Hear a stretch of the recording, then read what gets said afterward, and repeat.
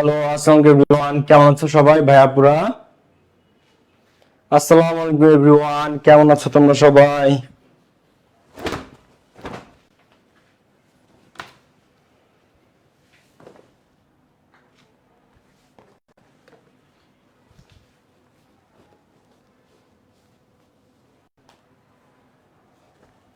ওকে, আমার কথা কি ক্লিয়ার শুনতে পাচ্ছ সবাই? আসসালামু আলাইকুম ভাইয়া। ওয়ালাইকুম আসসালাম। আসসালামু আলাইকুম।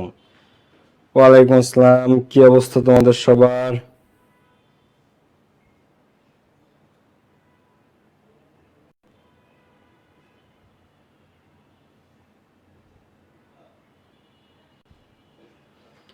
ফ্লো চার্ট ক্লাস, ওকে, অনেকেই চলে আসছে। জি ভাই, ক্লিয়ার, শুক্রিয়া। ওকে, খাতাটা বের করে ফেলো সবাই। আজকে শুক্রবার, শুক্রবারের দিন সবার ভালো যাক। কেমন আছে সবাই বলো? পড়াশোনা কেমন চলছে? কি অবস্থা? জি ভাই, ক্লিয়ার, আলহামদুলিল্লাহ। সাইদা ফাতেমা, আসসালামু আলাইকুম ভাই, কেমন আছেন? ওয়ালাইকুম আসসালাম, আলহামদুলিল্লাহ ভালো আছি। তোমরা কেমন আছো? সাদা কালার করছি, ক্যামেরায় কি বোঝা যায় কিনা আল্লাহই জানে। ওকে, আই থিংক যে বোঝা যায় ক্লিয়ারলি। ওকে ভাই, কেমন আছেন? আলহামদুলিল্লাহ ভালো আছি। মারিয়া খান, আলহামদুলিল্লাহ ভাই, আপনি কেমন আছেন? আলহামদুলিল্লাহ আমিও ভালো আছি। ওকে, দেখো আমরা ফ্লো চার্ট শুরু করবো, আর 1 মিনিট পরে শুরু করবো। আলহামদুলিল্লাহ ভাই, আপনি কেমন আছেন? আলহামদুলিল্লাহ আমিও ভালো আছি। মুফতাসিম হোসেন, ওকে, ঝর্ণা আক্তার, ঝর্ণা, সজীব আহমদ, এমডি ইরফান আছে, ফাহমিদা, ট্যামরিন, অর্পি আছে, তেজশ্রী দাস আছে। ওকে, তেজশ্রী দাস, হোসেন মোহাম্মদ, হাবিব খান সহ সবাই জয়েন করে ফেলেছে আমাদেরকে, মাশাআল্লাহ। তো আমরা শুরু করব। হ্যাঁ, খাতাটা বের করে ফেলো সবাই। শুরু করার আগে সবাই একটু কাইন্ডলি খাতাটা বের করে ফেলো।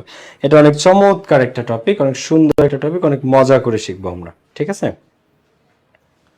সবাই একটু খাতাটা বের করে ফেলো। হ্যাঁ,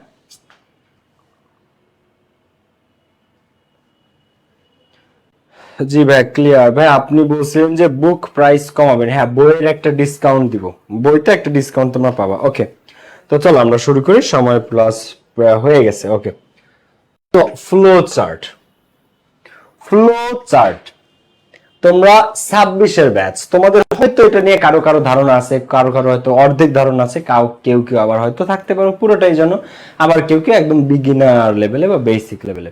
তো আমরা পুরো জিনিসটা আমি একবারে বেসিক টু অ্যাডভান্স লেভেলে তোমাদেরকে দেখাই দিব ফ্লো চার্ট নিয়ে, ঠিক আছে? ফ্লো শব্দের অর্থ হচ্ছে প্রবাহ। ফ্লো শব্দের অর্থ কি? প্রবাহ। আবার ফ্লো শব্দের অর্থ ধারাবাহিকতা। কি?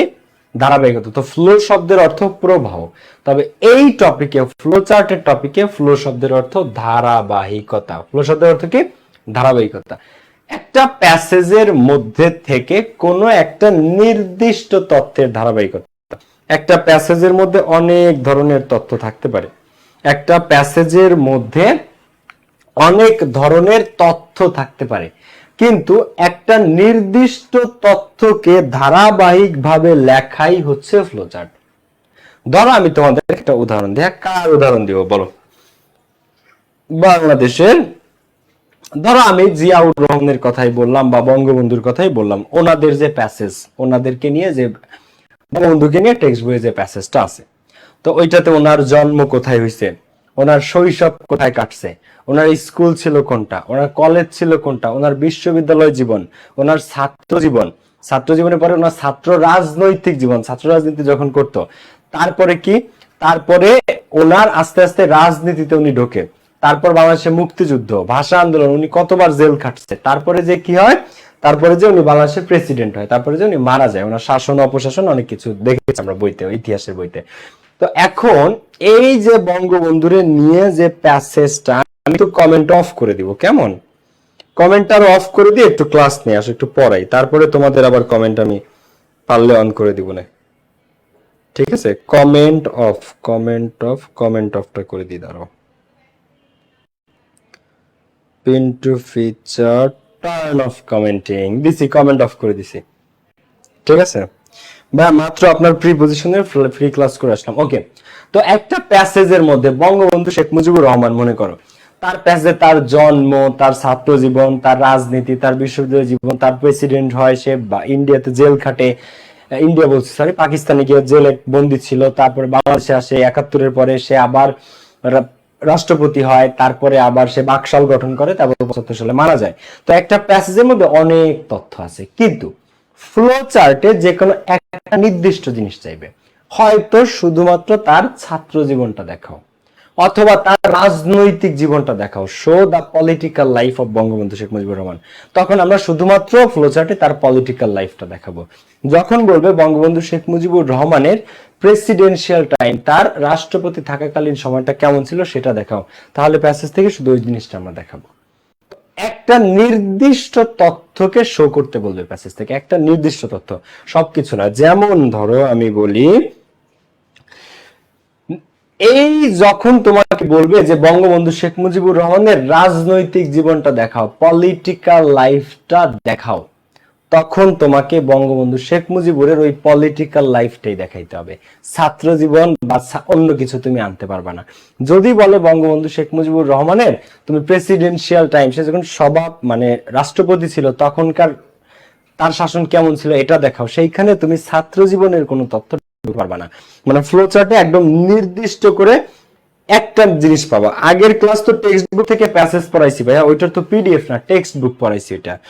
ওকে, এরপরে দেখো, সো ফ্লো শব্দের অর্থ প্রবাহ বা ধারাবাহিকতা, কিন্তু কিসের প্রবাহ বা কিসের ধারাবাহিকতা? একটা নির্দিষ্ট তথ্যের, একটা নির্দিষ্ট তথ্যের প্রবাহ বা একটা নির্দিষ্ট তথ্যের ধারাবাহিকতা। ঠিক আছে, একটা নির্দিষ্ট তথ্যের প্রবাহ বা একটা নির্দিষ্ট তথ্যের ধারাবাহিকতা আমাদেরকে দেখাইতে হবে। ফ্লো শব্দের অর্থ প্রবাহ বা ধারাবাহিকতা। ক্লিয়ার নাকি ক্লিয়ার না? ওকে, তো যেমন আসো এইবার আমরা একটু প্র্যাকটিসে একদম প্র্যাকটিক্যালি জিনিসটা দেখাই। এই যে মনে করো ড্রিম, স্বপ্ন, আমরা যে ঘুমের মধ্যে স্বপ্ন দেখি, হ্যাঁ, এটা হচ্ছে সেই স্বপ্ন নিয়ে। তো স্বপ্ন নিয়ে অনেক কিছু আছে এই প্যাসেজটাতে, কিন্তু আমরা শুধুমাত্র ফ্লো চার্টে যেটা দেখাইতে বলছে স্বপ্ন নিয়ে, আমরা সেই জিনিসটাই দেখাবো। যেমন আমাদেরকে বলছে যে রিড দ্য ফলোইং টেক্সট, নিচের ফলোইং টেক্সটটা পড়ো and make a flow chart, এবং একটা ফ্লো চার্ট তৈরি করো। মেক এ ফ্লো চার্ট, একটা ফ্লো চার্ট তৈরি করো showing different characteristics of dreams, কি দেখায়? স্বপ্নের বিভিন্ন ক্যারেক্টারিস্টিক্স, বৈশিষ্ট্য দেখায়। এখন এই প্যাসেজটার মধ্যে স্বপ্ন নিয়ে অনেক কিছু আছে। এই প্যাসেজটা স্বপ্ন কি, স্বপ্নের সংজ্ঞা, কখন স্বপ্ন দেখি, কেন স্বপ্ন দেখি আমরা, তারপরে স্বপ্ন নিয়ে কার কি থিওরি আছে, কোন বিশেষজ্ঞ স্বপ্ন নিয়ে কি বলছে, এরকম অনেক কিছু এখানে আছে। কিন্তু আমি ফ্লোচার্টে দেখাইতে পারবো কি? শুধুমাত্র আমাকে যেটা দেখাইতে বলছে। এখন কি দেখাইতে বলছে ফ্লোচার্টে, এটা কিভাবে বুঝবো? তো read the following text and make a flowchart showing. এই শোয়িং এর পরে, শোয়িং মানে দেখানো, শোয়িং এর পরে যে বিষয়টা বলবে তোমাকে সেই জিনিসটাই দেখাতে হবে। শোয়িং এর পর যে বিষয়টা বলবে, যে বিষয়টা দেখাতে বলবে, তোমাকে শুধু সেই বিষয়টাই দেখাতে হবে, সেই বিষয়টাই দেখাতে হবে। এখন এখানে কি দেখাইতে বলছে? Showing different characteristics. ফ্লোচার্ট করতে গেলে এই শব্দটা অনেক গুরুত্বপূর্ণ। ক্যারেক্টারিস্টিক্স, ক্যারেক্টারিস্টিক্স মানে কি? বৈশিষ্ট্য। ক্যারেক্টারিস্টিক্স মানে কি? বৈশিষ্ট্য। এটা একটু সবাই খাতায় নোটটা নিয়ে নাও, এটা পাবা। ক্যারেক্টারিস্টিক্স মানে বৈশিষ্ট্য, ক্যারেক্টারিস্টিক্স মানে কি? বৈশিষ্ট্য। তো read the following text and make a flow chart showing different characteristics of dreams. স্বপ্নের বিভিন্ন ক্যারেক্টারিস্টিক্স গুলা দেখাও। স্বপ্নের বিভিন্ন কি দেখাবা? স্বপ্নের বিভিন্ন ক্যারেক্টারিস্টিক্স গুলা দেখাও। তো রিড দ্য ফলোইং টেক্সট। এখন এই ক্যারেক্টারিস্টিক্স মানে বৈশিষ্ট্য, এটা তোমরা অনেক ফ্লো চার্টে পাবা। এখন আসো এই বেসিকটা যদি তো একটা সবসময় করা থাকে, একটা, এটা বাই দ্য ওয়ে এটা আমার সাজেশনে ছিল এবং এটা চট্টগ্রাম বোর্ড 2024 হুবহু কমন আসছে, একদম হুবহু কমন। তুমি আমার 2024 সালের ইউটিউব থেকে ভিডিওটা দেখবা যে পাবেল ভাইয়ার এইচএসসি 2024 এর ফাইনাল সাজেশন, সেই সাজেশনে এই ফ্লোচার্ট অ্যাড যেভাবে আছে এইভাবে আমি দিয়ে দিছি, এইভাবে 10টা দিই সাজেশন, সেই 10টার মধ্যে থেকে হুবহু কমন আসছে চট্টগ্রাম বোর্ড 2024-এ। তাহলে 26 ব্যাচ তোমাদেরকেও দিব যে এই 10টা পড়বো, ওই 10টার মধ্যে থেকে তুমি যে বোর্ডে পরীক্ষা দাও ইনশাআল্লাহ হুবহু কমন পেয়ে যাবে আশা করি। তো এরকম একটা অ্যানসার দেয়া থাকবে, বাকি 5টা আমাদেরকে করতে হবে, ঠিক আছে? তো আমি এগুলো বুঝাবো, তার আগে আমরা সামনের দিকে যাই। চলো, যেটা দেখাচ্ছিলাম সেটা আগে আমরা শেষ করি। সো 1 নাম্বার কথা, ফ্লো শব্দের অর্থ প্রবাহ বা ধারাবাহিকতা। 2 নাম্বার কথা কি? শোয়িং বা হাইলাইটিং। দুইটা শব্দ থাকবে, হয়তো বলবে শোয়িং নয়তো হাইলাইটিং। এই শোয়িং বা হাইলাইটিং এর পরে যে বিষয়টাকে ফ্লো করতে বলা হবে, প্যাসেজের শুধু সেই বিষয়টাতেই আলোকপাত করতে হবে। এটা ভেরি ভেরি ইম্পর্টেন্ট। মানে অনেকে ভাবে যে ফ্লো চার্ট মানে হচ্ছে প্যাসেজের প্রথম থেকে 2টা পয়েন্ট মাঝখান থেকে একটা পয়েন্ট, লাস্টের থেকে দুইটা পয়েন্ট হয়ে গেছে ফ্লো চার্ট? না, ফ্লো চার্ট মানে কিন্তু প্রথম থেকে দুই লাইন, মাঝখান থেকে এক লাইন, লাস্টের থেকে দুই লাইন, এটা কিন্তু ফ্লো চার্ট না। ফ্লো চার্ট মানে কি? ফ্লো চার্ট মানে যে বিষয়টাকে শোয়িং বা হাইলাইটিং এর পরে দেওয়া হবে। যেমন এখানে শোয়িং এর পরে কি দেওয়া হয়েছে? এখানে শোয়িং এর পরে দেওয়া হয়েছে ডিফারেন্ট ক্যারেক্টারিস্টিক্স অফ ড্রিমস, স্বপ্নের বিভিন্ন সংজ্ঞা দেখাও। ওকে, তো এরপরে আমরা আরেকটাতে যাই। এই যে আরেকটা প্যাসেজ, জাঙ্ক ফুড, এটা ঢাকা বোর্ড 2024 এর কোশ্চেন। তো এখানে কি আসছে? এখানে আসছে যে read the following text and make a flow chart. Showing এর পরে কি দেখাইতে বলছে তোমাকে? বলো showing the names of junk food, junk ফুডের নাম। এখন জাঙ্ক ফুডের নাম চাইছে, এখানে তুমি জাঙ্ক ফুডের সংজ্ঞা দিয়ে দিলা, জাঙ্ক ফুডের প্রকারভেদ দিয়ে দিলা, পৃথিবীর কোন কোন দেশে জাঙ্ক ফুড পাওয়া যায় সেটা দিয়ে দিলা, জাঙ্ক ফুডের মধ্যে কি কি ক্যালোরি কতটুকু আছে, কার্বোহাইড্রেট কতটুকু আছে, ফ্যাট কতটুকু আছে, চর্বি কতটুকু আছে, এগুলো তুমি দিয়ে দিলা। তাই তো হবে না, কারণ তোমার কাছে জানতে চাইছে শুধুমাত্র নেমস অফ জাঙ্ক ফুড প্যাসেজের মধ্যে থেকে। এই যে একটা প্যাসেজ, এখানে junk food, fast food, commercial food, অনেক কিছু এখানে আছে, কিন্তু তোমাকে দেখাইতে হবে শুধু জাঙ্ক ফুডের নাম। এই প্যাসেজের মধ্যে ওই অ্যান্সার গুলো আছে, জাঙ্ক ফুডের নাম তোমাকে শুধু সেটা দেখাইতে হবে। তো ফ্লো চার্টের বিষয়টা কি দাঁড়াইলো? দেখো, শোয়িং বা হাইলাইটিং, এই দুইটা শব্দের যে কোনো একটা থাকবে। শোয়িং বা হাইলাইটিং এর পরে তোমাকে যে বিষয়টাতে ফ্লো করতে বলা হবে, তুমি শুধু প্যাসেজের সেই বিষয়টাতেই আলোকপাত করবা। শোয়িং বা হাইলাইটিং এর পরে যে বিষয়টা দেখাইতে বলছে, তুমি শুধু সেই জিনিসটাই এই 5টা পয়েন্টে লিখতে হবে। অন্য কোনো কিছু যদি লিখে ফেলো, তোমার উত্তর কিন্তু ভুল হবে।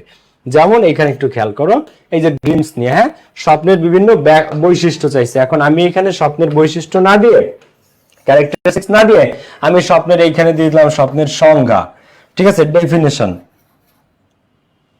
দেখো, আমি এখানে দিয়ে দিলাম যে স্বপ্নের ডেফিনিশন, আমি এখানে দিয়ে দিলাম স্বপ্নের কাইন্ডস, প্রকারভেদ, এইখানে আমি দিয়ে দিলাম স্বপ্নের কি থিওরি আছে, থিওরি, এগুলো সব উত্তর ভুল হবে, সব উত্তর ভুল হবে, কারণ আমার কাছে চাইছে স্বপ্নের ক্যারেক্টারিস্টিক্স, বৈশিষ্ট্য। আমি ডেফিনিশন, সংজ্ঞা, কয় প্রকার, কি কি থিওরি আছে, এইসব দিয়ে দিলাম। আমার উত্তর কিন্তু ভুল হবে, আমার উত্তর কিন্তু ভুল হবে। আমি কি কমেন্টটা 1 মিনিটের জন্য আবার চালু করে দিয়ে দেখবো? এবার আসো আমরা সামনের দিকে আগাই। খেয়াল করো, হ্যাঁ, কমেন্ট পরে অন করবো, কমেন্ট পরে অন করবো, তোমরা পড়াশোনায় মন দাও। কমেন্ট পরে অন করবো, কমেন্ট করা লাগবে না, তোমরা আগে মন দিয়ে পড়ো। তোমরা কমেন্ট করো আর বাকিরা এটাতে ডিস্ট্রাক্টেড হয়। দেখো, তো এরপরে মনে রাখবা স্যারের দেয়া এইবার ভাইয়া চমৎকার শর্টকাট টেকনিক। হ্যাঁ ভাই, একটা মজার বিষয় তোমাদেরকে বলি, হ্যাঁ, ফ্লো চার্টে কিন্তু ওই তোমাকে উত্তর বানায় লিখতে হবে না, উত্তর কিন্তু ফ্লো চার্টে তোমাকে বানায় লিখতে হবে না, উত্তর দেয়াই আছে, তোমাকে শুধু প্যাসেজ থেকে এনে বসাইতে হবে।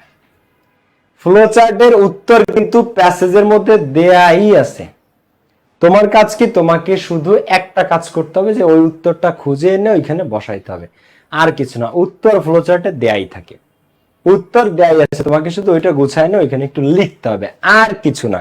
এখন আসো, তো স্যার সব সময় যে ফ্লো চার্টই হোক, 6টার মধ্যে প্রথমটা স্যার সব সময় দিয়ে দিবে, 1 নাম্বারটা স্যার সব সময় দিয়ে দিবে, ঠিক আছে?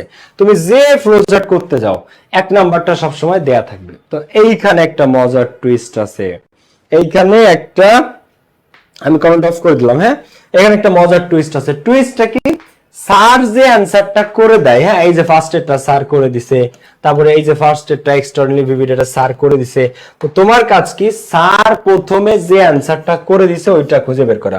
এইটা খুঁজে পেলে বাকিগুলো তুমি অটোমেটিক পারবা, বাকিগুলো তুমি অটোমেটিক পারবা। তো এক্সটারনালি ভিভিড স্যার এটা খুঁজে বের করছে, তো এখন স্যার একটা অ্যানসার সবসময় দিয়ে দিবে ফ্লো চার্টে।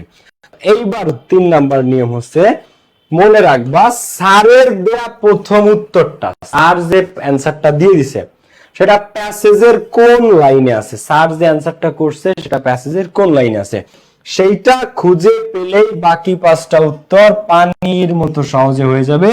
কারণ বাকি 5টা উত্তর পরবর্তী 2 লাইনে তোমরা পেয়ে যাবা। কোথায় পাবা? পরবর্তী 2 লাইনে, পরবর্তী 2 লাইনে স্যার যে উত্তরটা দিয়ে রাখবে বক্সে প্রথমে, তোমার কাজ কি? সেইটাকে শুধু খুঁজে বের করা। স্যার যে অ্যানসারটা দিছে সেইটা যদি তুমি খুঁজে বের করতে পারো, তাহলে বাকিটা তোমার এক তুড়িতে অ্যানসার মিলে যাবে। মানে এমনি মিলে যাবে, স্যার যেটা খুঁজে অ্যান্সারটা দিয়েছে সেটা তুমি প্যাসেজে খুঁজে বের করবে যে ওই শব্দ দুটো কোথায় আছে।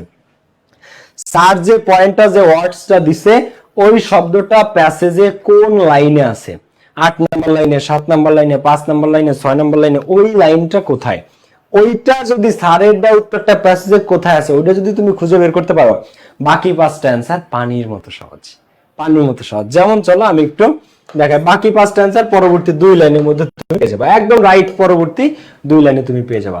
যেমন এইখানে একটা দেখি আমরা, চট্টগ্রাম বোর্ড 2024 এর কোশ্চেন, এটা হুবহু কমন ছিল। তো এখানে বলছে different characteristics of dreams show, যে showing different characteristics of dream, স্বপ্নের বিভিন্ন বৈশিষ্ট্য দেখাও। ক্যারেক্টারিস্টিক্স মানে বৈশিষ্ট্য, এটা কিন্তু লিখে রাখতে বলছি। এখন স্যার আমাদেরকে কোন পয়েন্টটা দিছে, এক্সট্রাঅর্ডিনারিলি ভিভিড, শব্দটা কি এক্সট্রাঅর্ডিনারিলি ভিভিড। এখন তুমি প্যাসেজে স্যার যে অ্যানসারটা দিছে এই একটা নিয়ম যদি তুমি শিখো, তুমি ফ্লোচার্টে 5/5 পেতে পারো, এই একটা জাস্ট, আর কিছু লাগবে না, ঠিক আছে।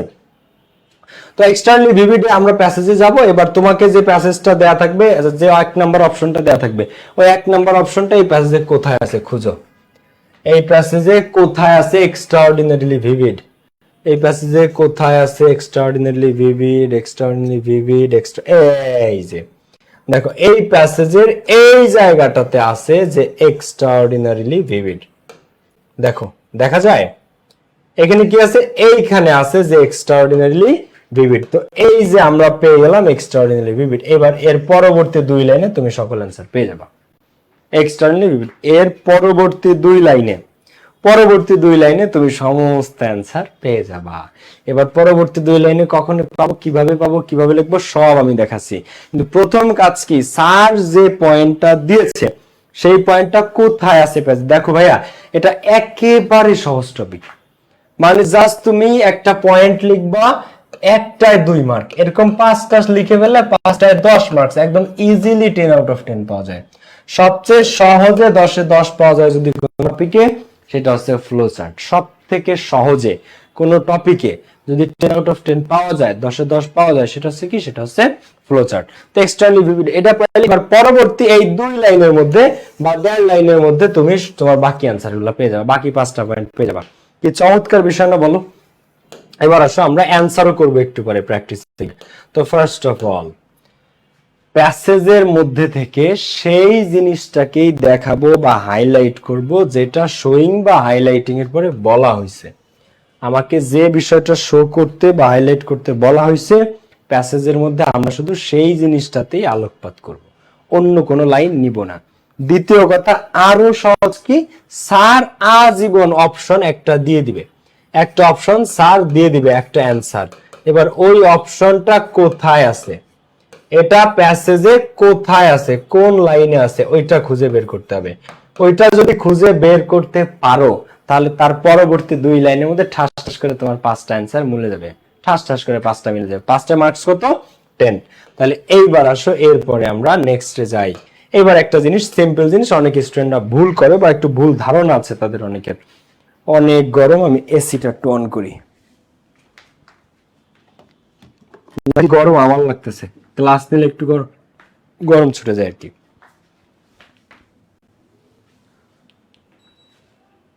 আল্লাহ বাঁচায়, অনেকদিন পরে এসি চালাইতেছি।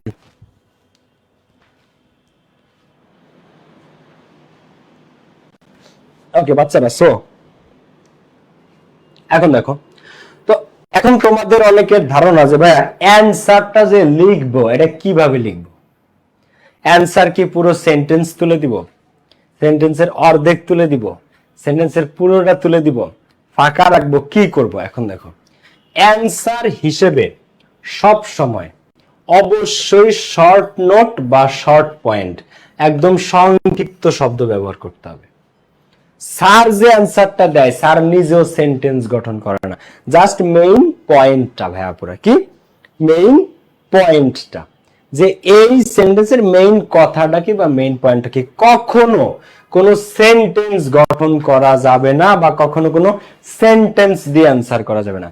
সেন্টেন্স দিয়ে কিরকম, তুমি সাবজেক্ট নিছো, অক্সিলারি ভার্ব নিছো, মেইন ভার্ব নিছো, অবজেক্ট নিছো, মানে subject, auxiliary, main verb, object, মানে পুরো একটা সেন্টেন্সই তুমি নিয়ে ফেলছো, পুরো একটা সেন্টেন্স বা পুরো একটা সেন্টেন্সের স্ট্রাকচারই তুমি নিয়ে ফেলছো। তো এটা তো অন্যায় কথা।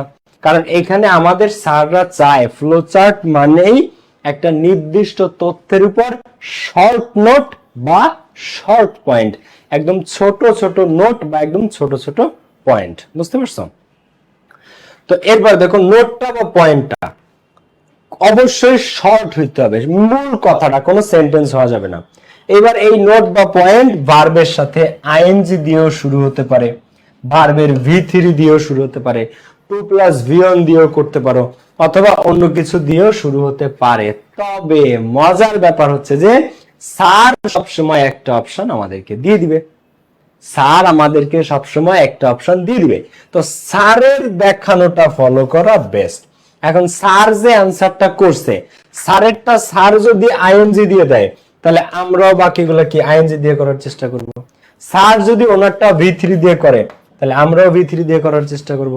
স্যার যদি ওনারটা 2+V1 দিয়ে করে, আমরাও বাকি 5টা 2+V1 দিয়ে করার চেষ্টা করব। এবং দেখবা মিলে গেছে।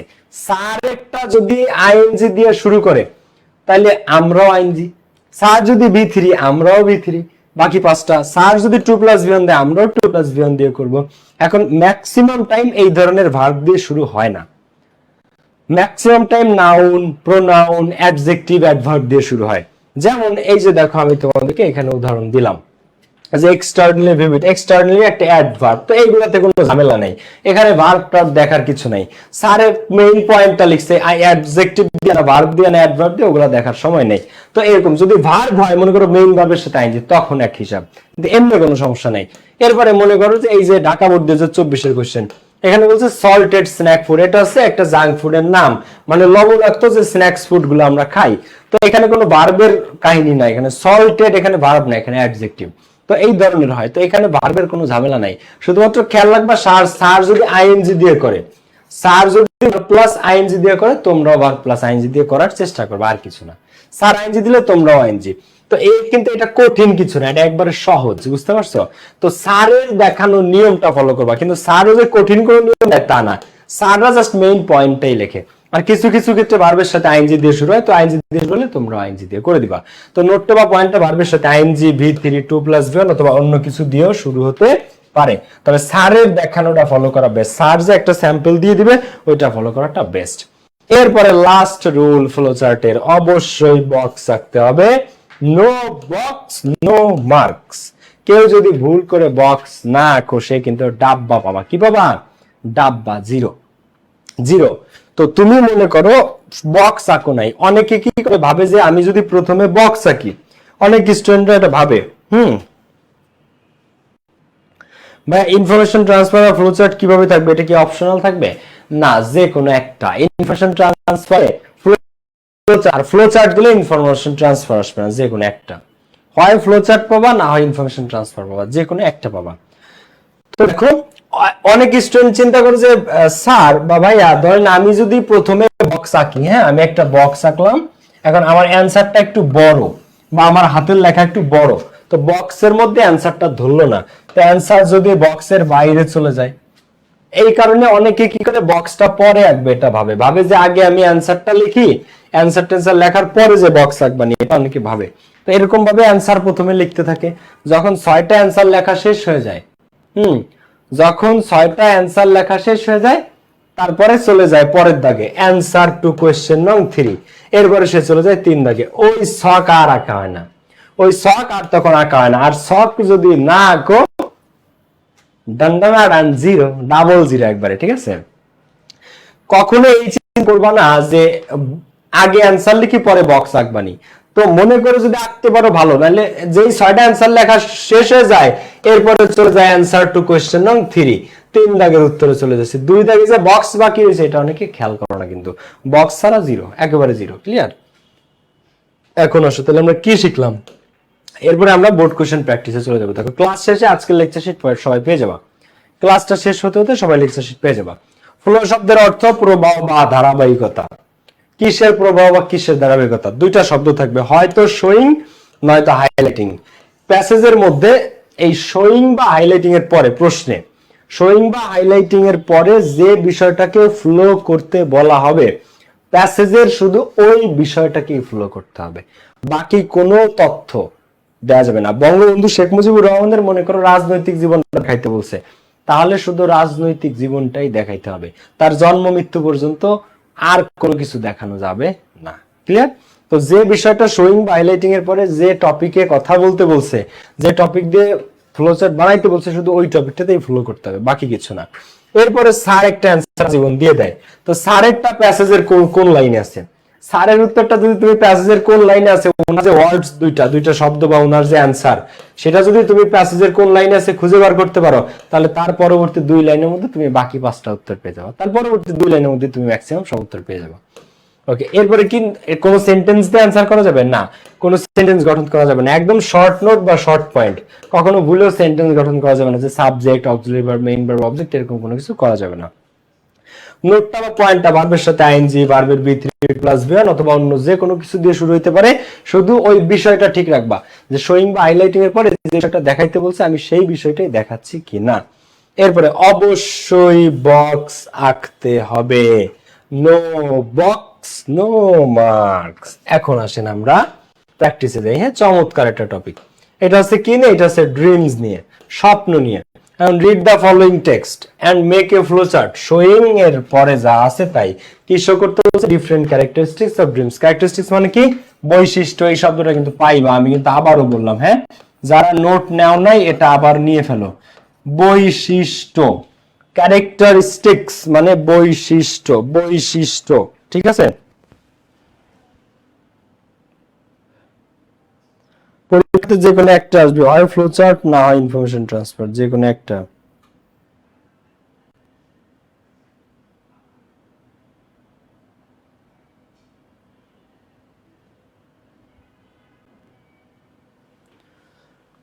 ওকে, এরপরে দেখো আমরা সামনের দিকে আগাই। তো ক্যারেক্টারিস্টিক্স মানে লিখছো যে ক্যারেক্টারিস্টিক্স মানে কি? ক্যারেক্টারিস্টিক্স মানে বৈশিষ্ট্য। তো এখন প্রথম কথা, স্যার যে অ্যানসারটা দিছে সেটা আমরা খুঁজে বার করবো প্যাসেজে, তাহলে তো উত্তর মিলে যাচ্ছে। তো স্যার এক্সট্রাঅর্ডিনারি ভিভিড এটা দিছে যে স্বপ্নের বৈশিষ্ট্য। স্বপ্নের বৈশিষ্ট্য কি? এক্সট্রাঅর্ডিনারিলি ভিভিড, 1 নাম্বার বৈশিষ্ট্য।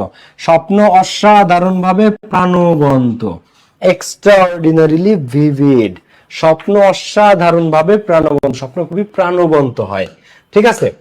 তাহলে ভালো কথা, এটা আমরা খুঁজে পাইছিলাম প্যাসেজের কোথায় আছে, এটা দেখো সবাই, এটা আছে প্যাসেজের এই জায়গায়, যে ড্রিমস ক্যান বি এক্সট্রাঅর্ডিনারিলি ভিভিড।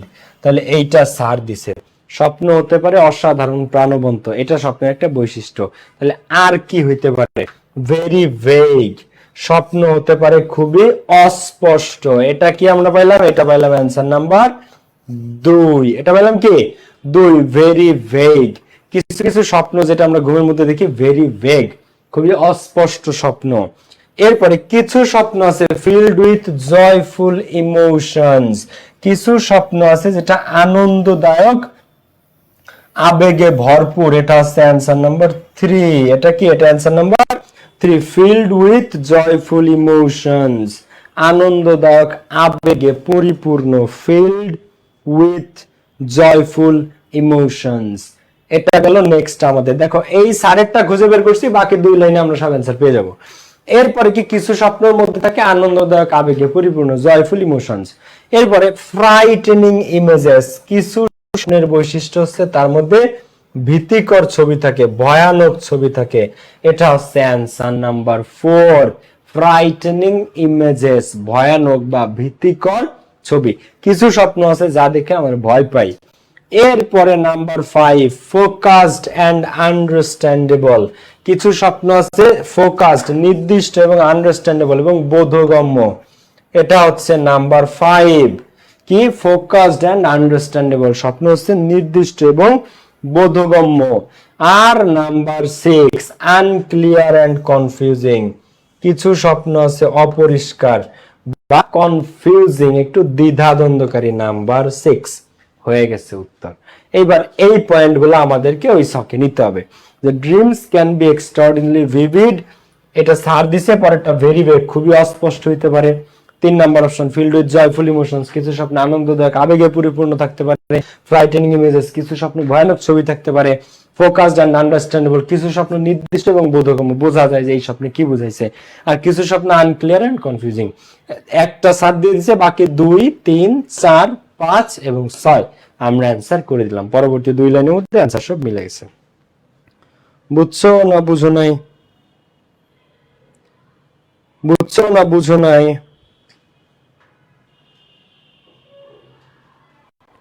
বুঝছো নাকি বুঝো নাই সবাই বলো, ক্লিয়ার এটা? সো এইবার এই উত্তরগুলো তোমাকে একটু এখানে লিখতে হবে। যে 2 নাম্বারটা তুমি লিখলা ভেরি ভেগ, দেখো 2 নাম্বারটা। এইবার অ্যান্সারগুলো তুমি এখানে লিখলা যে ভেরি ভেগ। 3 নম্বরে কি শিখেছি আমরা? ফিল্ড উইথ জয়ফুল ইমোশনস, আনন্দদায়ক আবেগে পরিপূর্ণ, ফিল্ড উইথ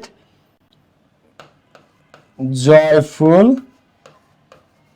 ইমোশনস, ঠিক আছে। এরপরে 4 নাম্বারটা ফ্রাইটেনিং ইমেজেস, ভীতিকারক ছবি।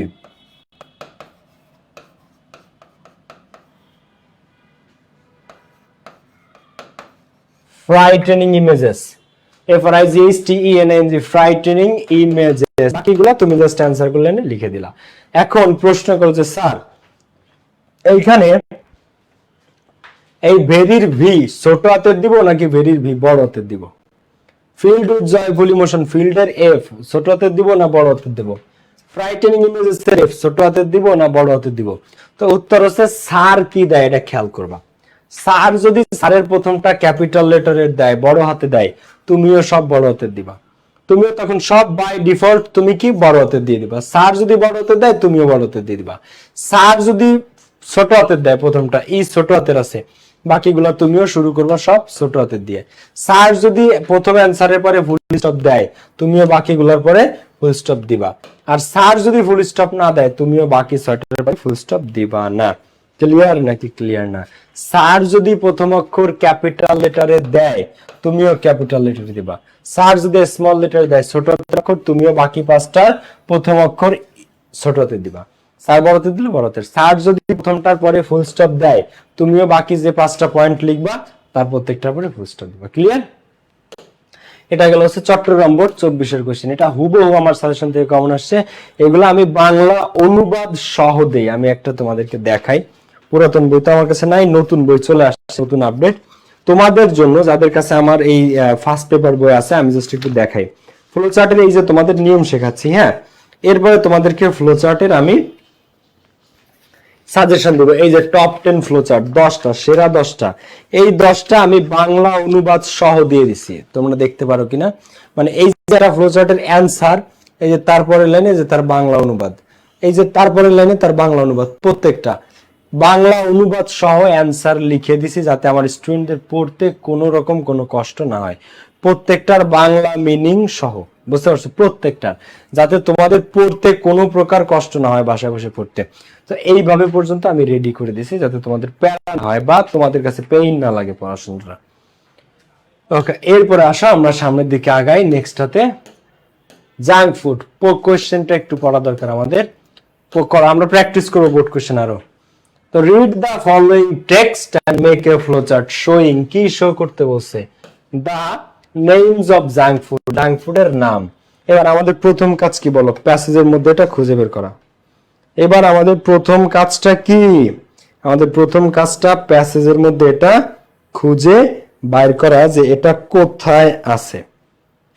প্যাসেজের মধ্যে এটা খুঁজে বের করা। যে 1 নাম্বার অ্যানসার, প্রথম কথা জানতে চাইছে কি জাঙ্ক ফুডের নাম। জাঙ্ক ফুড কারা কারা, কে কে জাঙ্ক ফুড সেই নাম চাইছে। তো সল্টেড স্ন্যাক ফুডস, এইটা আমরা প্যাসেজের মধ্যে খুঁজে বের করব। তো চলো আমরা একটু খুঁজে বের করি। সল্টেড স্ন্যাক ফুডস, এটা আছে সল্টেড স্ন্যাক ফুডস। তাহলে salted snack foods, junk foods are processed foods considered high calories that is only considered prepared in a way and they also chemically programmed. Ask for more according to Sonali Sharma. Definition is salt, including salted snack foods. তাহলে আমরা পেয়ে গেলাম sir যে উত্তরটা দিছে সেটা, যে salted snack foods. দেখো তাহলে ডক্টর সোনালী শর্মা বলতেছে কমার্শিয়াল প্রোডাক্ট, কিছু কমার্শিয়াল প্রোডাক্ট আছে যেমন salted snack food, chewing gum, candy, sugary dessert, fried fast food and sweetened carbonated beverages that have little or no nutritional value are high in calories. তো salt and fats may be considered junk foods. তো এইগুলাকে বিবেচনা করা হয় junk food হিসেবে। এগুলোকে বিবেচনা করা হয় কি হিসেবে? এগুলোকে বিবেচনা করা হয় জাঙ্ক ফুড হিসেবে। ঠিক আছে, এগুলোকে কি হিসেবে বিবেচনা করা হয়? জাঙ্ক ফুড হিসেবে। তাহলে এইখান থেকে স্যার একটা জাঙ্ক ফুডের নাম দিছে, কোনটা? এই সল্টেড স্ন্যাক ফুডস। স্যার একটার নাম দিয়েছে সল্টেড স্ন্যাক ফুড, স্যারেরটা আমরা হলুদ কালারে অ্যান্সার করে দিব যে সল্টেড স্ন্যাক ফুডস, বাকিগুলো আমরা এখন অ্যান্সার করব। তাহলে একটা যদি আমরা পাই তাহলে বাকিগুলো অ্যান্সার আমরা কিভাবে করতে পারি? এর পরবর্তী 2 লাইনের মধ্যে আমরা সব অ্যান্সার পাওয়ার আশা রাখি। তো এর পরেরটা 2 নাম্বারটা আমরা দিলাম চুইং গাম। সল্টেড স্ন্যাক ফুডের নাম জানতে, স্ন্যাক ফুডস এর জাঙ্ক ফুডস এর নাম জানতে চাইছে। তো জাঙ্ক ফুডের নাম 1 নাম্বারটা সল্টেড স্ন্যাক ফুড, 2 নাম্বারটা কে? 2 নাম্বারটা হচ্ছে চুইং গাম, এটা দিলাম আমরা অ্যান্সার 2 তে। 3 নাম্বারটা ক্যান্ডি, এটা কি? এটা কয় নাম্বার অ্যান্সার? এটা 3 নাম্বার অ্যান্সার ক্যান্ডি। এই প্রত্যেকটা 2 মার্কস, তুমি বুঝতেছো? তুমি শুধু ওই ছকের মধ্যে লিখেছো চুইং গাম, মার্কস কত? 2। তুমি লিখেছো ক্যান্ডি, ঢাকা বোর্ডের কোশ্চেন, মার্কস কত? 2 2 2 4। এবার তুমি লিখলা সুগারি ডেজার্টস, চিনি যুক্ত যে ডেজার্ট আইটেম গুলা, অ্যান্সার নাম্বার 4। মানে একেবারে সহজে ফ্লোচার্টে 10 আউট অফ 10 পাওয়া যায়। এরপরে fried fast food, answer number 5, এটাও কি? এটাও জাঙ্ক ফুড। এরপরে নাম্বার 6 সুইটেন্ড কার্বোনেটেড বেভারেজেস, মিষ্টি কোল্ড ড্রিঙ্কস বা মিষ্টি জাতীয় পানীয় যেগুলা, 7 আপ, কোমলজাত পানীয় আর কি, 7 Up, Pepsi, Coca Cola, Dew, Mountain Dew, তারপরে স্প্রাইট, তারপরে মিরিন্ডা, তারপরে যা যা আছে, হ্যাঁ, কোক, পেপসি, 7 আপ, স্প্রাইট, এগুলা। তো সুইটেন্ড কার্বোনেটেড বেভারেজ, এটা হচ্ছে অ্যান্সার নাম্বার 6। তাহলে আমাদের অ্যান্সার মিলে গেল, অ্যান্সারটা আমাদের কি? অ্যান্সারটা আমাদের মিলে গেল। তাহলে প্রথমটা সল্টেড স্ন্যাক ফুড, এটা স্যার দিয়েছে অপশনে, কি দিছে স্যার? ওনার অপশনে স্যার দিছিল সল্টেড স্ন্যাক ফুডস 1 নাম্বারটা। তাহলে আমরা এবার কি করলাম? আমরা বাকিগুলা পরের 2 লাইন ওইটা খুঁজে বের করছি যে এই যে আছে সল্টেড স্ন্যাক ফুড। তাহলে বাকি জাঙ্ক ফুড গুলোর নাম কি? Chewing gum, answer number 2, candy, answer number 3, sugary dessert, answer number 4, fried fast food, answer number 5, sweet and carbonated beverage, answer number 6। Clear নাকি ক্লিয়ার না? বুঝছো না বুঝো নাই? তো এইবার তোমাকে এই উত্তরগুলো একটু এখানে এসে লিখতে হবে। কিভাবে তুমি লিখলা? যে এই যে 2 নাম্বারটা কি দিলা তুমি? 2 নাম্বারটা চুইং গাম, দেখো তুমি এখানে লিখলা চুইং গাম। 3 নাম্বারটা তুমি এখানে লিখলা ক্যান্ডি, কি দিলা? ক্যান্ডি। 4 নাম্বার মনে করো ছিল ফ্রাইড ফাস্ট ফুড অথবা সুগারি ডেজার্ট, এইগুলা তুমি লিখলা, হ্যাঁ, সুগারি ডেজার্টস। তো এই আর কি কাহিনী, আর কিছু না। তো এক একটায় 2 মার্ক, 5টায় মার্কস কত? 10। একেবারে সহজ টপিক, একেবারে সহজ টপিক। বুঝছো না বুঝো নাই? প্রথম কথা কি, স্যারেরটা কোথায় আছে সেটা খুঁজে বের করা। স্যারেরটা 2টা বোর্ড কোশ্চেন আমরা দেখতে দেখতে করে ফেলছি। তোমাদের কমেন্টটা একটু আমি ওপেন করি, হ্যাঁ, দেখি তোমরা বলো বুঝতেছো নাকি বুঝতেছো না তোমরা। ভাইয়া পুরা বোঝা যায় নাকি বোঝা যায় না? বলো তোমরা কি ক্লাস ক্লিয়ারলি বুঝতেছো নাকি বুঝতে পারছো না? বলো, কার কমেন্ট অন করে দিছি আমি, তোমাদের কমেন্ট গুলো একটু পড়ি আমি, বলো তোমরা কি বুঝতে পারতেছো নাকি বুঝতে পারতেছো না? বুঝছি ভাইয়া, যেটা বলছি ক্লিয়ার। এইবার আমি তোমাদেরকে একটা করতে দিব, হ্যাঁ, বুঝছি ভাইয়া, ক্লিয়ার ভাইয়া, একদম পানি ভাইয়া, আসলেই পানি ভাইয়া, এটা আসলেই পানির মতো সহজ একটা টপিক, বুঝছো? বাস্তবে এই পানির মতো সহজ। এইবার পরেরটা এডুকেশনস, চলো এটা আমি করাই দিই, তারপরে তোমাদের একটা করতে দিব। দেখো এটা হচ্ছে এডুকেশন। এখন এখানে আমাদেরকে কি বলছে? Read the following text. একটা, এটা কোন বোর্ডের কোশ্চেন? রাজশাহী বোর্ড 2024। একটু আগে কে যেন কমেন্ট করছে যে রাজশাহী বোর্ডের কে কে আছো। তো এখন রাজশাহী বোর্ডের যারা আছে তারা হাত দিতে পারো, আমরা রাজশাহী বোর্ড করতেছি। Rajshahi board 2024। Read the following text, নিচের টেক্সটটা পড়ো and make a flow chart, এবং একটা ফ্লো চার্ট তৈরি করো। শোয়িং, কি শো করে বলো, কি শো করতে বলছে? Showing what we do with the help of education. What we do, আমরা কি করি, with the help of education, শিক্ষার সাহায্যে আমরা কি করতে পারি। শিক্ষা আমাদের জীবনে কি কি করতে সাহায্য করে, ঠিক আছে? What we do with the help of education. শিক্ষার সাহায্যে আমরা কি করতে পারি। এখন ফ্লোচার্ট যখন আমরা করব ভাই, খুব easy, too much easy. Thank you. Class ভালো লাগলে তোমরা প্লিজ আমাদের পাভেলস ইংলিশ একাডেমি গ্রুপে রিভিউ দিও, ঠিক আছে? ক্লাস 100% বুঝবা, ক্লাস ক্লিয়ার, কনসেপ্ট হবা, সবকিছু বুঝবা। আর ভালো লাগলে ক্লাস অবশ্যই অবশ্যই তোমাদের যেসব ফ্রেন্ডরা এখনো ভর্তি হয় নাই আমাদের এই 26-এর নতুন ব্যাচে, তোমাদের যে সমস্ত ফ্রেন্ডরা এখনো ভর্তি হয় নাই তাদের সাথে শেয়ার করবা, যেন তারা দ্রুত ভর্তি হয়ে যায়। তোমার যদি ভালো লাগে অবশ্যই তুমি চাও তোমার বন্ধুদেরও ভালো, তাদের সাথে শেয়ার করবা। ওকে, এরপরে আসো আমরা দেখি তাহলে।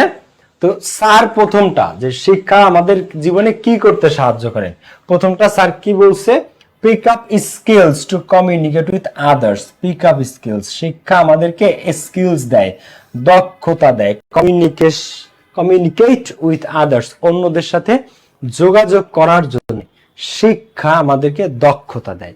পিক আপ স্কিলস, তো হোয়াট এভার, যাই হোক, এটা আমরা প্যাজে খুঁজে বার করব যে pick up skills to communicate with others এটা কোথায় আছে। Pick up skills to communicate with others এটা কোথায় আছে, চলো আমরা একটু খুঁজে বের করব। এখন তোমাদের কারো কারো প্রশ্ন থাকতে পারে যে ভাইয়া ভাইয়া সিরিয়াল কি মেইনটেইন করতে হবে কিনা, হবে কিনা। ধরো আমি দিলাম যে শিক্ষা আমাদের জীবনে অনেক কিছু করতে সাহায্য করে, প্রথমটা আমি একটু খুঁজে বের করি আমরা পেজ থেকে। চলো, pick up skills to communicate with others, এই ভদ্রলোক কোথায় আছে? Knowledge function meaningfully ability as we learn how to read and write, basically we gain and we learn to we pick up it and okay, we pick up skills, এই যে pick up skills to communicate with others, এই যে এইটা sir দিছে, pick up skills to communicate with others and manage our affairs well। তো এই যে শিক্ষা আমাদেরকে শেখায় দক্ষতা অর্জন করতে, কমিউনিকেট উইথ আদার্স, অন্যদের সাথে যাতে আমরা ভালো করে যোগাযোগ করতে পারি। কি করতে পারি? যাতে আমরা ভালো করে যোগাযোগটা করতে পারি। হ্যাঁ, ইনফরমেশন ট্রান্সফার করাবো, তোমাদের ইনফরমেশন ট্রান্সফার করাবো। তো pick up skills to communicate with others and manage our, এখন 2 নাম্বারটা দিয়ে তোমরা শুরু করবা। 1 নাম্বারটা তো আমরা পাইলাম এই যে স্যারেরটা, এবার 2 তুমি দিতে পারো শিক্ষা আমাদেরকে শেখায় ম্যানেজ আওয়ার অ্যাফেয়ার্স ওয়েল, এটা হচ্ছে 2, ম্যানেজ আওয়ার অ্যাফেয়ার্স ওয়েল। 2 নাম্বারটা, এই ওয়েলটা ওর মধ্যে পড়ে। 3 নাম্বারে এডুকেশন হেল্পস আস, শিক্ষা আমাদেরকে সাহায্য করে। তো থিঙ্ক ইন্ডিপেন্ডেন্টলি, এটা অ্যান্সার নাম্বার 3, স্বাধীনভাবে চিন্তা করতে শেখায়। থিঙ্ক ইন্ডিপেন্ডেন্টলি, এটা হচ্ছে অ্যান্সার নাম্বার 3। থিঙ্ক ইন্ডিপেন্ডেন্টলি, আমাদেরকে এটা স্বাধীনভাবে চিন্তা করতে শেখায়। এরপরে কি, and make our own opinions, তুমি চাইলে এটাও দিতে পারো যে make our own opinions। এবারে আসো 3 নাম্বার, এটাও তুমি চাইলে দিতে পারো। এবারে 4 নাম্বার যে as we know more about the world we appreciate the good thing it offers, তারপরে শিক্ষা আমাদেরকে শেখায় appreciate the good things, ভালো জিনিসের প্রশংসা করতে, এটা হচ্ছে অ্যান্সার নাম্বার 4। শিক্ষা আমাদেরকে শেখায় যে as we know more about the world, শিক্ষা পড়ালেখা করার মাধ্যমে আমরা পৃথিবী সম্পর্কে আরো বেশি বেশি জানতে পারি। তো এটা কি হয়, we appreciate the good things, পৃথিবীতে যে ভালো জিনিসগুলো আছে সেটাকে আমরা অ্যাপ্রিশিয়েট করতে শিখি, প্রশংসা করতে শিখি। এরপরে but also become critical of the deviations from the values, এরপরে তুমি চাইলে এটা 5 নাম্বারটা দিতে পারো যে বিকাম ক্রিটিক্যাল, শিক্ষা আমাদেরকে ক্রিটিক্যাল হতে শেখায় of the deviation from the values, যখন একটা মানুষ মূল্যবোধ থেকে বিচ্যুত হয়, মূল্যবোধ থেকে বেরিয়ে যায়, তখন তার ব্যাপারে শিক্ষা আমাদেরকে সচেতন হতে শেখায় যে এটা এই ব্যাপারে ক্রিটিক্যালি দেখবা, যার মধ্যে মূল্যবোধ নাই তার ব্যাপারে ক্রিটিক্যাল হতে হবে, এটা শেখায় কে? শিক্ষা। এরপরে the first thing education does is to give us an awareness about ourselves, এরপর দেখো give us an awareness, শিক্ষা আমাদেরকে সচেতনতা দেয় about ourselves, আমাদের নিজেদের ব্যাপারে। এটা কত নাম্বার অ্যান্সার আমাদের? 4, 5, এটা আমাদের 6 নাম্বার অ্যান্সার। হ্যাঁ, এটা হচ্ছে 6, give us awareness about ourselves, আমাদেরকে সচেতন করে। এরপরে leads to the development of our personality, এবং এটা আমাদের ব্যক্তিত্বের উন্নতি ঘটায়, এটা আমাদের ব্যক্তিত্ব, দেখো leads to the development of our personality, এটা আমাদের ব্যক্তিত্বেরও উন্নয়ন ঘটায়। এরপরে এডুকেশন, শিক্ষা, প্রিপেয়ারস এভরি চাইল্ড, প্রত্যেকটা ছেলেকে প্রস্তুত করে, বাচ্চাদেরকে প্রস্তুত করে two become an active member of the community. তো এরপরে এটা দিতে পারো 7 number answer, prepare every child, প্রত্যেকটা চাইল্ডকে প্রিপেয়ার করে, প্রস্তুত করে। এটা যদি 6 হয় তাহলে সরি এটা 7, এটা 8, অনেকগুলো অ্যান্সার আমরা করে ফেলছি। তো প্রিপেয়ারস এভরি চাইল্ড, প্রত্যেকটা বাচ্চাকে প্রিপেয়ার করে, প্রত্যেকটা বাচ্চাকে প্রিপেয়ার করে two become an active member of the society, কমিউনিটির একজন অ্যাক্টিভ মেম্বার হতে প্রত্যেকটা চাইল্ডকে উৎসাহিত করে, প্রত্যেকটা চাইল্ডকে কি করে? উৎসাহিত করে। এখন এখানে একটা বিষয় একটা আমি তোমাদেরকে বলি, সেটা হচ্ছে যে ভাইয়া তোমরা অ্যান্সার গুলা সবসময় সিরিয়ালি করার ট্রাই করবা, বুঝতে পারছো? সিরিয়ালি, যে এই লাইন দিয়ে শুরু হয়েছে, তাহলে এর পরেরটা আছে 2 নাম্বার, তারপর একটা 3 নাম্বার, তারপর 4, 5, এইভাবে উপর থেকে নিচের দিকে নামবা, উপর থেকে নিচের দিকে নামবা। এখন তুমি পিক আপ স্কিলস এর পরে 2 নাম্বারটা দিছো লাস্টের লাইন থেকে, 3 নাম্বারটা দিছো 5 নাম্বার লাইন থেকে, 4 নাম্বারটা দিছো 2 নাম্বার লাইন থেকে, হ্যাঁ, তারপরে 5 নাম্বারটা দিছো 1 নাম্বার লাইন থেকে, 6 নাম্বারটা দিছো লাস্টের লাইন থেকে, বা 6 নাম্বারটা দিছো তুমি 4 নাম্বার লাইন থেকে। এইভাবে না, মানে তোমার সিরিয়ালটা যেন মেইনটেইন থাকে, বুঝতে পারছো? যে 1 নাম্বারে এইটা পিক আপ স্কিলস, তাহলে এর পরের লাইনে যেটা আছে সেটা আমি 2 নাম্বারে দেব। সাপোজ মনে করো থিঙ্ক ইন্ডিপেন্ডেন্টলি, তারপরে যেটা আছে সেটা আমি 3 নাম্বারে দেব, অ্যাপ্রিশিয়েট দ্য গুড থিং। 4 নাম্বারে বিকাম ক্রিটিক্যাল অফ ডেভিয়েশনস। 5 নাম্বারে education is to give us an awareness, এটা দিলা। 6 নাম্বারে কি দিলা তুমি? 6 নাম্বারে দিলা prepares every child to become an active member of the society. বাস, একেবারে সিম্পল, একেবারে সিম্পল বিষয়টা ফ্লো চার্টে। তো এইভাবে তুমি সিরিয়ালি আগাবা। এখন তুমি এই 2 নাম্বারের জায়গায় অ্যানসার করলা 6 নাম্বার, 6 নাম্বারে আনলা 2 এ, আর আর এরপরে 3 নাম্বারের জায়গায় আনলা তুমি 5 নাম্বার, 4 নাম্বারের জায়গায় তুমি আনলা 2 নাম্বার। এইভাবে না, মানে একটু সিরিয়ালি করার চেষ্টা করো, বুঝতে পারছো? কারণ এটা ফ্লো চার্ট, এখানে ধারাবাহিকভাবে একটা তথ্যকে প্রেজেন্ট করতে হয়। এটা ফ্লো চার্ট, তোমাকে এখানে ধারাবাহিকভাবে একটা তথ্যকে ফ্লো করতে হবে, ধারাবাহিকভাবে, ক্লিয়ার? ধারাবাহিকভাবে, এটা মনে রাখতে হবে। ওকে, এরপরে দেখো আমি সামনে দিকে আগাই। তো এরপরে ওই অ্যানসারস গুলা তোমাকে এখানে এনে বসাইতে হবে, যেভাবে বলছি ওইভাবে তুমি অ্যানসার গুলা বসাবা। ওকে, এইবার এরপরেটা আমরা এটা প্র্যাকটিস করবো, বাট তার আগে একটু বলি। এখন ছক তোমরা কিভাবে আঁকবা বলো? প্রশ্নে আঁকা থাকে একভাবে, খাতায় করতে গেলে অনেক কিছু ভাবো। তো অনেক সময় প্রশ্নে যেভাবে থাকে সেইটা একটু আমি দেখাই দিই। পরীক্ষার প্রশ্নে অনেক সময় এরকম আসে যে মানে বাম থেকে ডান দিকে, হ্যাঁ, এরকম বাম থেকে ডান দিকে অনেক ছক থাকে। এখন তোমরা কোনটা চাও বলো? এরকম বাম থেকে, এটা আছে লেফট থেকে, মানে আমার বাঁ হাত থেকে আমার ডান হাতের দিকে, লেফট থেকে রাইট সাইডের দিকে, হ্যাঁ, এই যে একটা স্টাইল।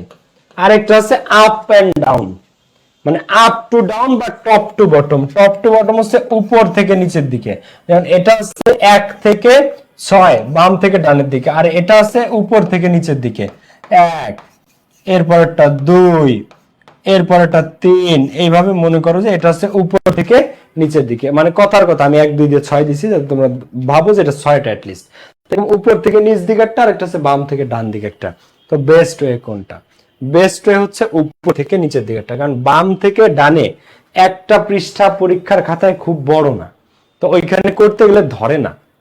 বাম থেকে ডানে 6টা অপশনস ধরে না, তুমি করো খুবই গাদাগাদি গিঞ্জি হয়ে যায়। কিন্তু তুমি যদি টপ টু বটম, উপর থেকে নিচের দিকে করো। এখন এইখানে তো আমি 2 ভাবে দিছি, দেখো এইখানে আমি এই পাশে রাখছি 3টা অপশন, এই পাশে রাখছি 3টা অপশন, এই পাশে 3টা, এই পাশে 3টা। কিন্তু পরীক্ষার খাতায় তো আর তোমরা এরকম করবা না।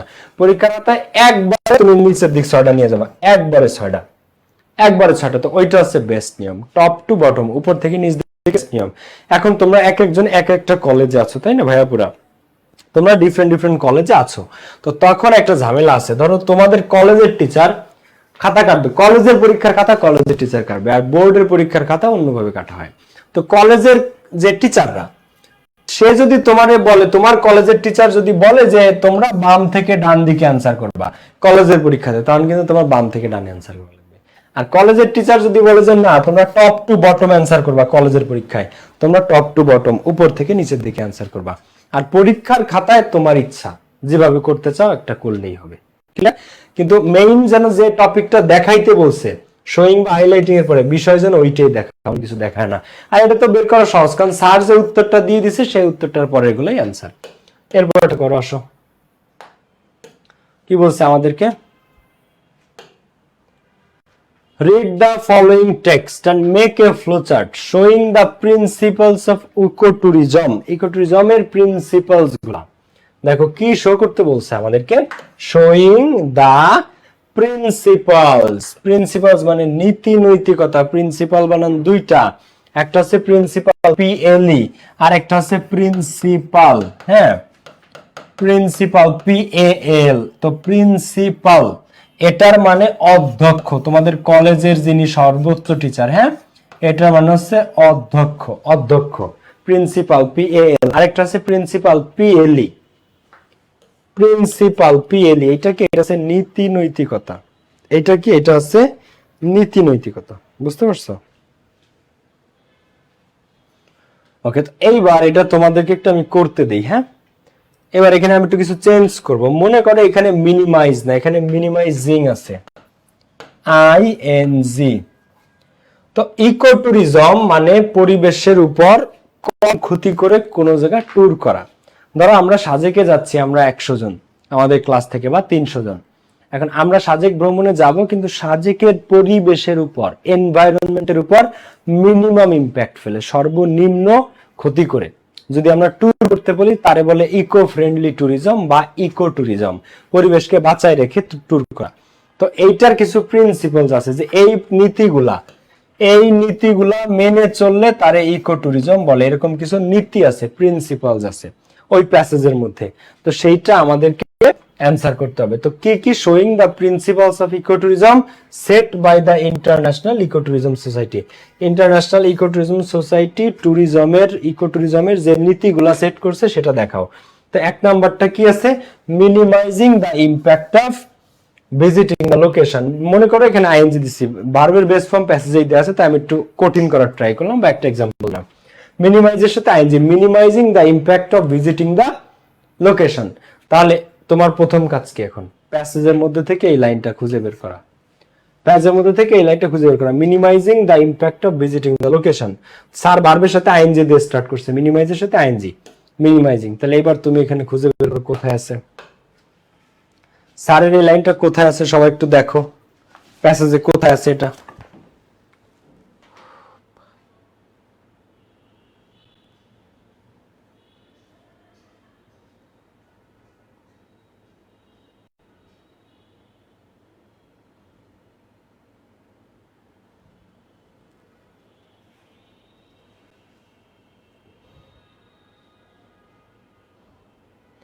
করো, কোথায় আছে?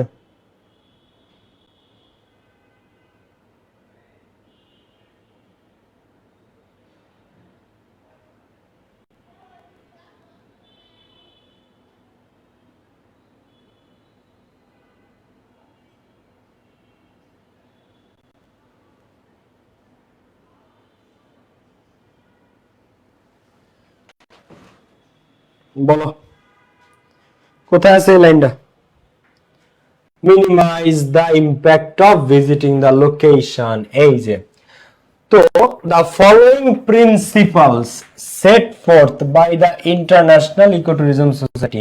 ইকোট্যুরিজম হতে হলে মানে তোমার ট্যুরটা, তোমরা ট্যুরে যাচ্ছ সাজেকে, এটা কি সাধারণ ট্যুর নাকি ইকোট্যুরিজম, এটা কি সাধারণ ট্যুরিজম নাকি ইকোট্যুরিজম, সেটা বোঝা যাবে এই প্রিন্সিপালস গুলো তোমরা মেনে চললে। তো এই প্রিন্সিপালস গুলো আমরা একটু খেয়াল করি। তো স্যার এখান থেকে প্রথমটা দিছে, এক নাম্বার প্রিন্সিপাল কি, minimise the impact of visiting the location. এখন এইখানে স্যার মিনিমাইজের সাথে আইএনজি দিয়ে দিছে, মিনিমাইজিং। তাহলে বাকিগুলো আমরা অ্যান্সার করব, যে build respect and awareness of the travellers, এই পর্যন্ত দিতে পারো, আবার পুরাটাও দিতে পারো, for the environment and cultural practices. তো বিল্ড এর সাথে আমরা কি দিব, আইএনজি, বিল্ডিং।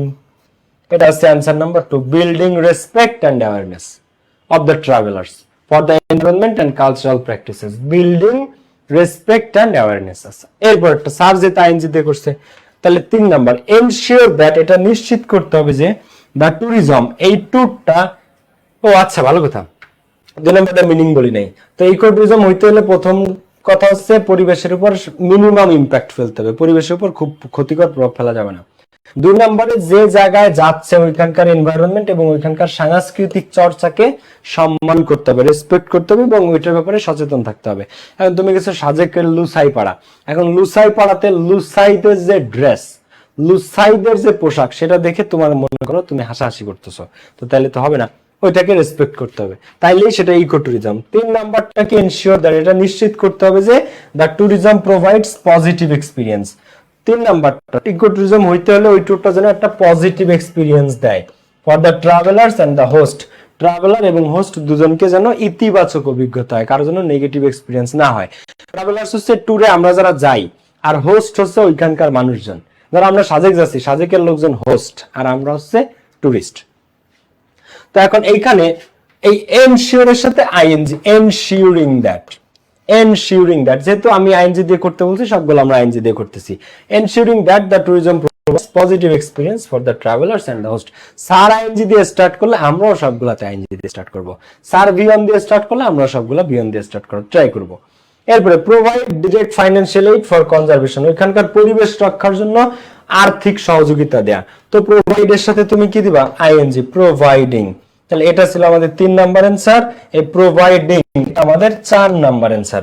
প্রোভাইডের সাথে ING, providing direct financial aid for conservation.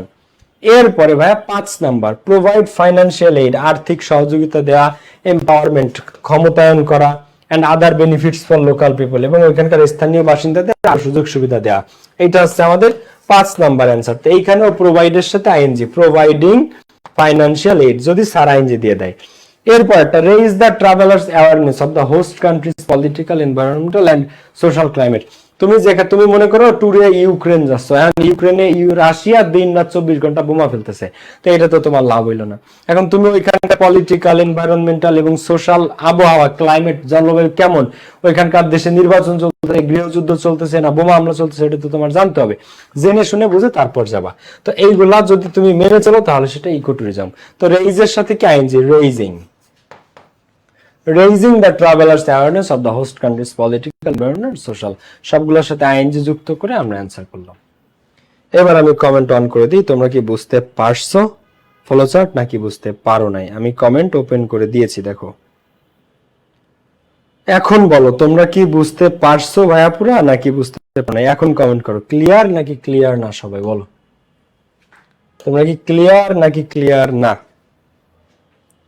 এই পিডিএফ তোমরা সবাই পেয়ে যাও, minimising, building, ensuring, providing, raising, ঠিক আছে।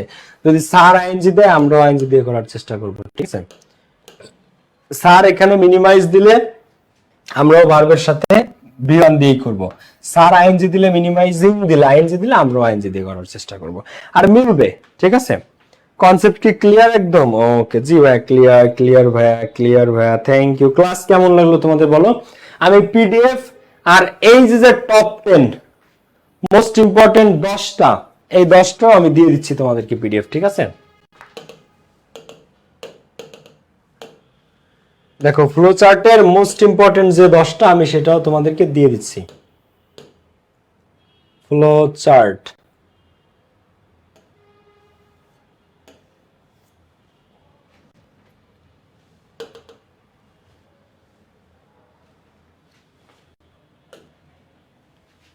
দেখো তোমাদের টেক্সট বুকের সবচেয়ে গুরুত্বপূর্ণ ফ্লোচার্ট যে 10টা, তার মধ্যে আমি 3-4টা তো পড়াই দিলাম। আমি তোমাদের টেক্সট বুকের ফ্লোচার্ট সবচেয়ে গুরুত্বপূর্ণ যে 10টা, 4টা আমি পড়াই দিছি, বাকি 6টা সহ 10টা বাংলা অনুবাদ সহ আমি পোস্ট করে দিচ্ছি। এই 10টা তোমাদের টেক্সট বইয়ের সবথেকে গুরুত্বপূর্ণ ফ্লোচার্ট। এই 10টা ফ্লোচার্ট আমি বাংলা অনুবাদ সহ তোমাদেরকে এই পিডিএফ পোস্ট করে দিচ্ছি, ঠিক আছে। বাংলা অনুবাদ সহ এই পিডিএফ আমি তোমাদের জন্য পোস্ট করে দিচ্ছি। কোন পাশে কোনটা? হ্যাঁ, এই 10টা তোমাদের টেক্সট বইয়ের সবচেয়ে গুরুত্বপূর্ণ ফ্লোচার্ট। এই 10টা প্রত্যেকটা এরকম বাংলা অনুবাদ সহ আমি পুরোটা তোমাদেরকে দিয়ে দিচ্ছি, ঠিক আছে। বাংলা অনুবাদ সহ রেডি করে দেয়, তোমরা জাস্ট বাসায় বসে এই পিডিএফটা পড়ে ফেলবা। নিয়ম কানুন তো শিখালাম, বোর্ড কোশ্চেনও প্র্যাকটিস করলাম, আর এই যে 10টা এর মধ্যে থেকে ইনশাআল্লাহ তোমরা কমন পেয়ে যাবা। আর তোমাদের এমন ভাবে নিয়ম শেখানো হয়েছে যে কমন না পড়লেও তোমরা পারবা। ক্লিয়ার? কমন না পড়লেও তোমরা পারবা। তো মোস্ট ইম্পর্টেন্ট 10টা আমি দিয়ে দিচ্ছি, ওই 10টার মধ্যে থেকে পরীক্ষাতে হুবহু কমন পাবা বাংলা অনুবাদ সহ। ঠিক আছে? আর যে নিয়ম শেখাইছি, প্রথমে স্যার যে অ্যানসারটা করছে সেটা খুঁজে বের করো, ওটা খুঁজে পেলে পরবর্তী 2 লাইনের মধ্যে তুমি বাকি সব পেয়ে যাবা। আর ফ্লোচারে আমাদের দেখাইতে হবে সেই জিনিসটা যেটা শোয়িং বা হাইলাইটিং এর পরে আমাদেরকে দেখাইতে বলা হয়েছে। ঠিক আছে? এই হচ্ছে ফ্লোচার্ট। তো আমি মোস্ট ইম্পর্টেন্ট 10টা পোস্ট করে দিচ্ছি এখনই। এই পিডিএফ, নিয়মের পিডিএফ, বোর্ড কোশ্চেন প্র্যাকটিস সহ আমি ওই টপ 10 দিয়ে দিচ্ছি। ক্লাস কেমন লাগলো? অনেক ইজি ভাই, thank you so much, love you all. তোমাদের যে সমস্ত ফ্রেন্ডদের সাথে এখনো শেয়ার করো নাই, সামনে আরো চমৎকার সব ক্লাস আসতেছে, আরো টপ নচ ক্লাস আসতেছে সামনে। তো যারা এখনো শেয়ার করো নাই বন্ধুদেরকে শেয়ার করো। আর নেক্সট ক্লাস জুমে, কালকের ক্লাস জুমে board question practice, sorry board question practice বলছি, কালকের ক্লাস, পরবর্তী ক্লাস অন জুম। কোথায় হবে বলো? জুমে। নেক্সট ক্লাস হবে জুমে।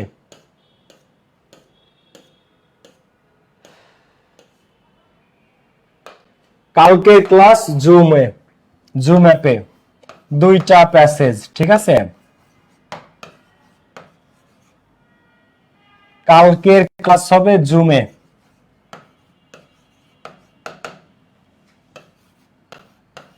জুম অ্যাপ, 2টা প্যাসেজ। কি পড়াবো আমি কালকে বলো? 2টা প্যাসেজ। 2টা প্যাসেজ জুম অ্যাপে, ক্লাস রাত 9টায় ইনশাআল্লাহ। ঠিক আছে? অনেক অনেক ভালো লাগলো ভাইয়া, থ্যাংক ইউ। আলহামদুলিল্লাহ খুব ভালো ছিল ভাইয়া, অল ক্লিয়ার, শুকরিয়া, থ্যাংক ইউ। আশা করি তোমরা কনসেপ্ট ক্লিয়ার করতে পারছি তোমাদেরকে। কালকে আমরা 2টা প্যাসেজ পড়বো, ক্লাস হবে রাত 9টায় জুমে। তোমাদের যে সকল ফ্রেন্ডরা এখনো ভর্তি হয় নাই তাদেরকে রিভিউ দিও তোমরা, ক্লাস কেমন লাগলো, ক্লাস কেমন হচ্ছে, এগুলা নিয়ে পাভেলস ইংলিশ একাডেমি গ্রুপে, আমাদের ফেসবুক গ্রুপে তোমরা একটু রিভিউ দিও প্লিজ। পাভেলস ইংলিশ একাডেমি গ্রুপে তোমরা একটু রিভিউ দিও সবাই। পাভেলস ইংলিশ একাডেমি গ্রুপে তোমরা যারা রিভিউ দাও নাই সবাই একটু কাইন্ডলি রিভিউ দিও আমার ভাইয়া পুরো। ঠিক আছে? Love you all, take care, bye bye, আসসালামু আলাইকুম।